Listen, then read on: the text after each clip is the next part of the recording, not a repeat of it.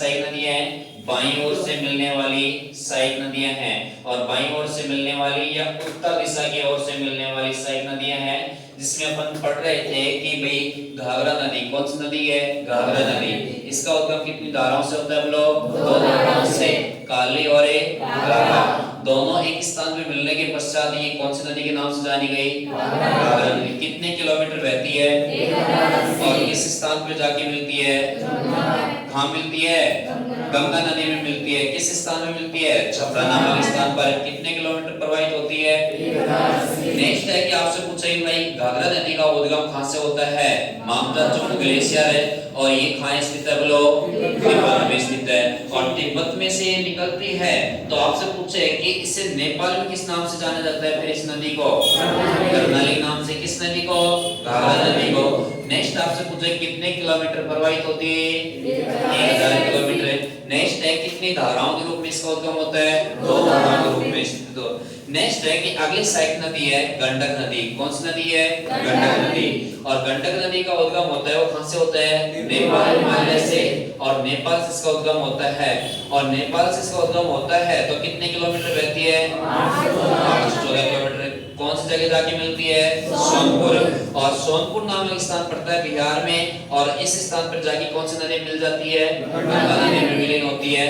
Next है कि आपसे पूछे कि पहाड़ी क्षेत्रों में इस नदी को किस नाम से जाना जाता है, और मैदानी क्षेत्रों में किस नाम से जाना जाता है। नेक्स्ट कुल लंबाई कितनी है इसकी, 814। इसकी प्रमुख सहायक नदी है मांडे, त्रिशूली, काली।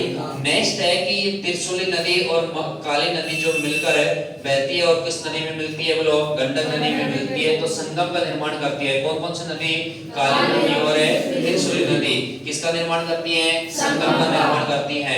कौन सी नदी में मिलती है दोनों नदी, गंडक नदी में। नेक्स्ट है कि गंडक नदी को दूसरा किस नाम से जाना जाता है, सप्तगंडकी नाम से जाना जाता है, क्योंकि छोटी छोटी सहायक नदियां हैं। इसकी कितनी है बोलो, 7 है, और 7 सहायक नदियां हैं, इसी वजह से इस नदी का क्या नाम रखा गया, सप्तगंडकी। तो इसकी प्रमुख सहायक नदी तो कौन कौन सी है, मांडवी, त्रिशूली और काली। अन्य सहायक नदी है राखी, राप्ती, रामसागर और रोडको, इसकी प्रमुख सहायक नदियां है। नेक्स्ट है कि सोनपुर नामक स्थान पर जाके, और सोनपुर नामक स्थान पर जाके कौन सी नदी मिलती है, गंगा नदी में। और सोनपुर नामक स्थान पर जहां पर ये गंडक नदी और इधर से गंगा नदी आगे मिलती है, उस स्थान पर सोनपुर पशु मेला आयोजित किया जाता है।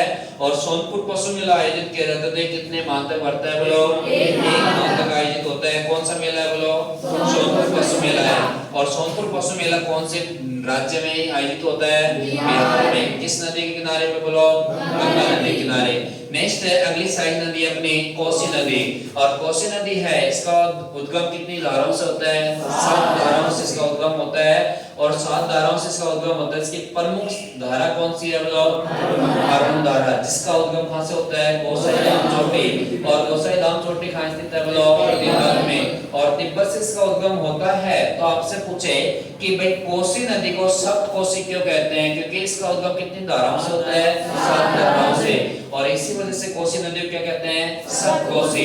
कोसी नदी को बिहार का शोक कहते हैं। क्या कहते हैं बोलो, बिहार का शोक। और बिहार का शोक क्या कहते हैं, क्योंकि जब इसमें अधिक पानी आ जाता है तो जल उत्प्लाव के अधिक के कारण इसमें बाढ़ आ जाती है। बाढ़ आ जाती है तो बिहार में क्या कहते हैं, से शोक कहते हैं, क्योंकि जन धन की हानि होती है, इससे जन धन की हानि होती है तो शोक छा जाता है बिहार में। तो इसी वजह से इसे क्या कहते हैं, बिहार का शोक कहते हैं। कौन सी नदी कहते हैं, कोसी नदी कहते हैं। और कोसी नदी का जो उद्गम से और जहां तक गंगा नदी में मिलती है, कितने किलोमीटर बहती है, 729 किलोमीटर बहती है। और 729 किलोमीटर बहने के पश्चात कौन से स्थान पे मिलती है बोलो, कुरुशिला।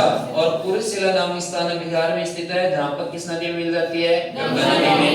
नेक्स्ट है कि आपसे पूछे इसकी सहायक नदी कौन कौन से हैं, अरुण कोसी, ताम्र कोसी, सप्त कोसी, सुन कोसी, तांबा कोसी और अन्य इसकी सहायक नदियां हैं।